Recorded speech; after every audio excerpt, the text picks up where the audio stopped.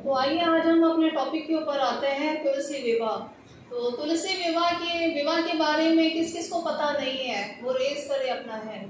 नहीं पता है विवाह के बारे में।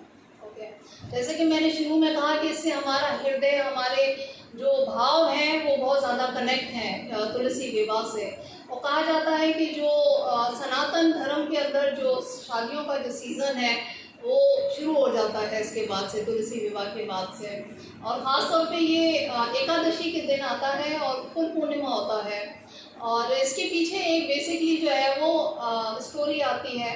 आपको पता है कि हमारा पूरा जो सनातन धर्म के जितने भी उपनिषद हैं, पुराण है, जितने सारे और शास्त्र हैं, वो सब स्टोरी से और शिक्षाओं से भरे हुए हैं। तो पद्म पुराण के अंदर ये स्टोरी आती है कि वृंदा देवी जो होती हैं वो बहुत महान नारी होती हैं, बहुत पतिव्रता होती हैं। वृंदा देवी नाम होता है उनका। और उनके जो पति होते हैं उनका नाम जलंधर होता है। जलंधर जो है वो राजा होता है। वो भगवान विष्णु के बहुत अच्छे पुजारी भी होते हैं, पर क्या होता है कि अहंकार से आपको पता है सब कुछ नष्ट हो जाता है। तो उनके अंदर भी इतनी सारी भगवान की उनको कृपा मिलती है जलंधर को कि वो जीतते चले जाते हैं जितनी भी युद्ध वगैरह होती है। और ख़ास तौर पे कुछ युद्धें जो होती हैं ना, कुछ जंगें होती हैं, वो पानी की जंगें होती हैं कि आपने कितने समंदर और कितने दरिया वगैरह पर अपनी फतेह हासिल कर ली। तो वो जो जलंधर जी जो होते हैं ना, उनका मेन यही उद्देश्य होता है कि ज़्यादा से ज़्यादा वो क्या करें, पानी के जितने भी वो हैं ओशियंस हैं, दरिया हैं, जितने भी समंदर हैं, उन सब पे अपनी विजय प्राप्त करें। और करते करते पूरी पृथ्वी हाथ में लगा लेंगे, हाथ में आ जाएगी उनकी। ये उनका सोच थी कि चले भाई यहाँ से शुरू करते करते सब। तो इस तरह करते करते जो है ना, उन्होंने इतनी सारी फतह हासिल की, इतनी सारी जंगें जीत ली। तो जो देवता होते हैं वो परेशान हो गए कि भाई ये तो बहुत विजयकारी हो गए हैं। और ये जो है वो इनका तो अहंकार बहुत बढ़ता चला जाता है। आप सबको पता है जब रावण जी जो है उनका भी जब अहंकार बढ़ जाता है और वो गलत कामों की तरफ आते हैं तो भगवान उनका भी नाश करते हैं।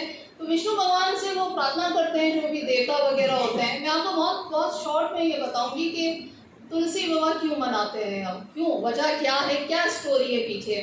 तो हम बात कर रहे हैं कि वृंदा देवी के हस्बैंड होते हैं जो कि जलंधर होते हैं, और वो एक वॉरियर होते हैं, जीतते हैं वो बहुत सारी दरियाएं, समंदर, पृथ्वी को वो बहुत ज़्यादा एक पता करना चाहते हैं। तो वृंदा देवी जो होती है ना, वो बहुत ज़्यादा उनकी जो है वो सेवाकारी होती हैं। अब जब देवता बहुत परेशान हो जाते हैं कि ये तो भाई बहुत, इसके पास तो बहुत सारी अथॉरिटी आ जाएगी, हद से ज़्यादा हमसे भी आगे निकल जाएगा ये, तो इनके लिए क्या करें हम कि हम इनको रोक लें। तो वो भगवान विष्णु के पास जाते हैं। जैसे ही भगवान विष्णु के पास जाते हैं तो भगवान विष्णु कहते हैं कि अच्छा जी, हम तुम्हारी समस्या का हल निकालते हैं। सॉरी। तो भगवान विष्णु जब जिसके पास जैसे ही जाते हैं तो भगवान विष्णु जी कहते हैं देवताओं को कि ठीक है, मैं इसका हल निकालूंगा और मुझे थोड़ा सा टाइम दे दें। अब जो वृंदा देवी होती है ना, वो इतनी पतिव्रता नारी होती है, इतनी ज़्यादा वो अपने पति की सेवा में इतनी प्योर होती हैं, पवित्र होती हैं कि जो जलंधर होता है ना, उसको ये वरदान होता है कि जब आपकी पत्नी जो है अगर अपवित्र हो जाएगी तो तभी आपकी मृत्यु हो सकती है। आप समझ रहे हैं बात? एक पत्नी जो है उसकी इतनी ज़्यादा अपनी जो है वो स्ट्रॉन्ग कनेक्शन होता है अपने हस्बैंड की सेवा में कि उसके हस्बैंड की मृत्यु तभी हो सकती है अगर उसकी पत्नी जो है वो अपनी पवित्रता को खो दे। तो उस तरह का वरदान होता है। अब भगवान विष्णु क्या करते हैं, वो जाहिर बात है देवताओं को तंग तो कर रहे हैं जलंधर बहुत ज़्यादा। तो भगवान विष्णु क्या करते हैं, जलंधर, क्योंकि उनको सुनना तो है, सबकी रक्षा तो करनी है, पाप का हमेशा नाश तो करना ही करना है। तो वो किसका रूप धार के जो है वृंदा देवी के पास आते हैं, जलंधर का। जब बहुत महाघमसान किस्म की जंग होती है, वॉर चल रही होती है देवताओं की और जलंधर की, तो उस वक्त वृंदा देवी घर में अकेली होती है अपने महल में। तो भगवान विष्णु क्या करते हैं कि जलंधर का ही रूप धारण करके और आ जाते हैं वृंदा देवी के पास उनसे बातचीत करने। तो वृंदा देवी क्या करती है, उनके पाँव छू लेती है। वो जाहिर बात है पतिव्रता है, अपने पति का आशीर्वाद लेती है, इसलिए हमारे धर्म के अंदर है तो जैसे ही हाथ वो छूती है तो उसको पता चल जाता है कि ये तो भगवान विष्णु है, मेरे हस्बैंड तो है ही नहीं। तो उनका जो असल रूप होता है जलंधर जी का, वो उनका विष्णु भगवान का होता है, वो नज़र आ जाता है सामने ही सामने कि ये तो जलंधर है ही नहीं, मेरे हस्बैंड है ही नहीं, पर उनका बहरूप रूप धारण करके आ जाते हैं। जैसे रामायण में आपने सुना होगा ना कि हिरणी का रूप धारण करके जो है वो कौन होते हैं, रावण जी, वो लेकर चले जाते हैं सीता देवी जी को। तो यहाँ पर क्या होता है कि भगवान विष्णु सिर्फ बचाने के लिए, उनका देखिए उनकी नियत खराब होती है, सीता माँ को लेकर जाने के लिए होती है, पर भगवान विष्णु की नियत ये होती है कि सबका जो है वो संसार का कल्याण हो, बिना वजह के राक्षस जो है वो पावरफुल ना हो जाए। तो इसलिए बचाने के लिए वो रूप धारण करके आ गए। अब जैसे ही वृंदा देवी ने उनके आशीर्वाद लिया तो भगवान विष्णु तो उस वक्त जो है वो सामने रूप में आ गए। अब देखिए पतिव्रता नारी जो होती है ना, उसका एक अपना स्ट्रॉन्ग पावरफुल ऑरा होता है, उनके पास शक्तियाँ होती हैं। ये सिर्फ शास्त्रों में बात नहीं है कि हम सुनते हैं कि जे सावित्री देवी हैं या राधिका देवी हैं या सीता देवी हैं, हम सब उनको मानते हैं, हमारे वो आइडियल है। क्यों है? क्योंकि उनके पास पावर्स हैं। पावर्स किस चीज़ की हैं? पावर्स हैं भगवान की भक्ति में, वो बहुत ज़्यादा आगे रही हैं। अपने पतिव्रता धर्म, अपने स्त्री धर्म को उन्होंने पालन किया है, तो इस वजह से उनके पास पावर्स हैं। And every woman can have those powers. तो अब हुआ क्या, जो विष्णु भगवान है वो सामने आ गए, तो वो आप सोचें उनको पता है वृंदा देवी को कि ये भगवान विष्णु है जो कि रूप धारण करके मेरी, क्योंकि मैं छू लिया तो उसका मतलब अब मेरे पति की जो है वो नाश होनी है, उनकी डेथ हो जानी है। तो इतने गुस्से में आके ना वो भगवान विष्णु को कहती हैं, क्या कहती हैं कि अब तुम जो है वो तुम्हें भी इसी तरह से, एक तो ये कहती है कि तुम्हें भी, आपको भी इसी तरह से रोना पड़ेगा और आप भी इसी तरह से बहुत ज़्यादा परेशान रहेंगे अपनी वाइफ को लेकर किसी भी अपने अवतार में। और दूसरा जो है वो तुम इसी वक्त पत्थर बन जाओ, शिला बन जाओ, स्टोन बन जाओ। तो कौन से कलर का पत्थर होता है? शालिग्राम का, काले कलर का होता है ना। तो उस वक्त जो है वो भगवान विष्णु, जाहिर बात है इतनी पतिव्रता नारी है, आप सोचें एक देवी है वृंदा देवी, एक स्त्री है खाली, लेकिन भगवान विष्णु भी जो है वो उनको आदर करने के लिए, उनका सम्मान करने के लिए क्या करते हैं, उनको वरदान दे देते हैं कि अब तुम्हारी भी जो है वो हर साल, हर रोज, हर घर में पूजा होगी और विवाह होगा बकायदा से, तुम्हें याद करेंगे लोग। और कौन सा विवाह होगा? तुलसी शालिग्राम विवाह। बोलो तुलसी शालिग्राम विवाह की। तो जब विवाह होता है, विवाह का जब उन्होंने वरदान दिया तो तुलसी देवी जो है प्लांट के रूप में आ जाती हैं, पौधे के रूप में आती हैं। तो प्लांट जो होता है और शालिग्राम, दोनों का जो है वो विवाह कराया जाता है। और आप भी कन्यादान कर सकते हैं अपने घर में। बहुत से लोगों की इच्छा होती है कि तुलसी देवी जो है वो अपने पास से उसका विवाह कराएं, हवन करें। जैसे ही शादी होती है, खुशी का समारोह होता है, वैसे ही अरेंज किया जाता है। बहुत से लोग करते हैं, मंदिरों में होता है इस तरह से बहुत जगहों पर।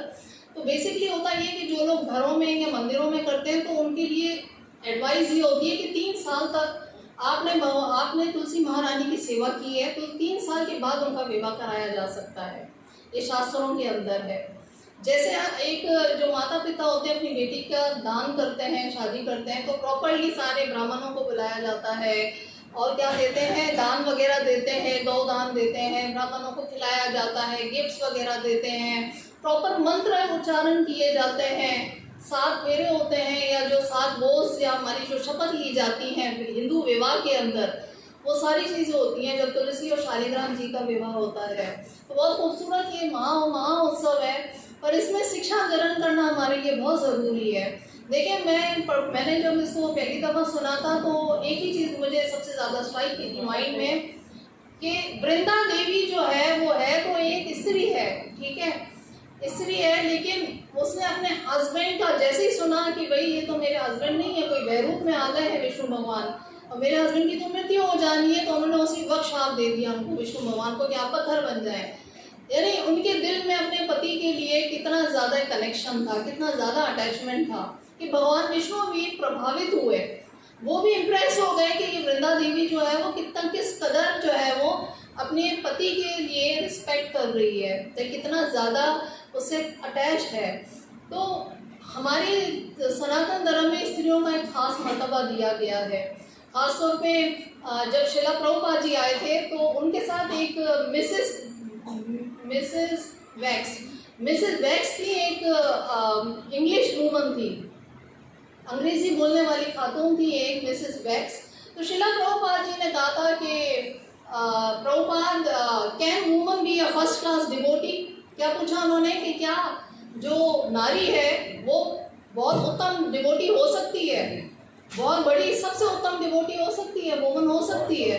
तो शिला प्रभुपाद जी ने कहा, क्या कहा? यस, हो सकती है। उस रिपोर्टर ने फिर पूछा कैसे हो सकती है?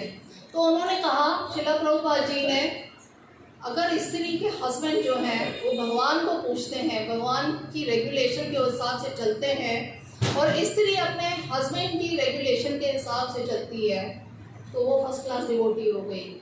और जो उसके हस्बैंड हैं वो भी फर्स्ट क्लास डिवोटी हैं। जाहिर सी बात है, भगवान के जो भी ऑर्डर्स हैं उसके हिसाब से चल रहे हैं। अब हमारी जो इस परिस्थिति होती है, हमारे जो हालात होते हैं, हमें ख़ास तौर में जो है वो ये शिक्षा नहीं दी जाती कि जो पुरुष और नारी है उनके जिस्म में आत्मा है। वो हम सिर्फ सोचते हैं कि ये एक इंसानी शरीर है, हम ये नहीं सोचते हैं कि हमारी अपनी बॉडीज़ जो हैं हम उसको कैसे ट्रीट कर रहे हैं, इसमें आत्मा है, भगवान रहते हैं इसमें। तो जैसे हम दूसरों का बिहेवियर को ट्रीट करेंगे, किसी को हैंडल करेंगे, वो चीज़ भगवान तक जाती है। अगर किसी का कहते हैं ना कि दिल तोड़ा तो भगवान का घर तोड़ा, ऐसे ही है ना। तो इसी तरह से जो पुरुष और जो स्त्री है उसके लिए शिला प्रभुपाद जी ने ये कहा कि स्त्री का जो सबसे पहला धर्म है वो ये है कि अपने पति की सेवा करे, उसकी आज्ञा अनुसार चले, क्योंकि पति का जो दर्जा है वो इस कदर बड़ा दे दिया है कि स्त्री जो है वो यमराज से भी लड़ सकती है अगर वो पतिव्रता है। सीता देवी को आज भी हम याद करते हैं आदर से, क्यों? क्योंकि वो पतिव्रता नारी है। और हमारी जो वो है वैकुंठ धाम है, हम वैकुंठ धाम देखते हैं, तो हमारे शास्त्रों में क्या बताया गया है? वैकुंठ धाम में क्षीर सागर में कौन लेटे होते हैं? विष्णु भगवान होते हैं ना। पर उनके चरणों में मसाज कौन कर रही होती है? महालक्ष्मी जी। महालक्ष्मी गॉडेस ऑफ फॉर्च्यून है। जितनी भी दुनिया के अंदर खुशकिस्मती की जो देवी का जो मेन जो सार है वो कौन है? लक्ष्मी देवी जी है main. She is a main goddess. तो लक्ष्मी देवी जो है वो इतनी ज़्यादा पावरफुल होकर भी क्या करती हैं? अपने भगवान की सेवा करती हैं। और ना सिर्फ वो उनके चरण दबाती हैं बल्कि क्या करती हैं? उनके लिए खाना भी बनाती हैं, प्रसाद भी बनाती हैं, उनके लिए जो है वो पूरा तैयार करती हैं, सेवा करती हैं, फूल बिछाती हैं। यानी आप सोचें कि भगवान वैकुंठ धाम में उनके पास तो पता नहीं करोड़ों गोपियाँ हैं वहाँ पर सेवा करने के लिए, कितनी सारी लक्ष्मियाँ हैं। भगवान के पास एक लक्ष्मी सेवा में नहीं है, कितनी सारी लक्ष्मियाँ हैं ना। तो वो तो सिर्फ यूँ इशारा करेंगे हर चीज़ हो जाएगी। आप समझ रहे बात कि? और जो लक्ष्मी देवी जो है वो खुद कितनी ज़्यादा पावरफुल, और वेल्थ, जितनी भी दौलत है, जितनी भी खुशकिस्मती की जो देवी जो एसेंस है, जो खुशकिस्मती का जो भंडार है वो कौन है? लक्ष्मी देवी है। पर लक्ष्मी देवी खुद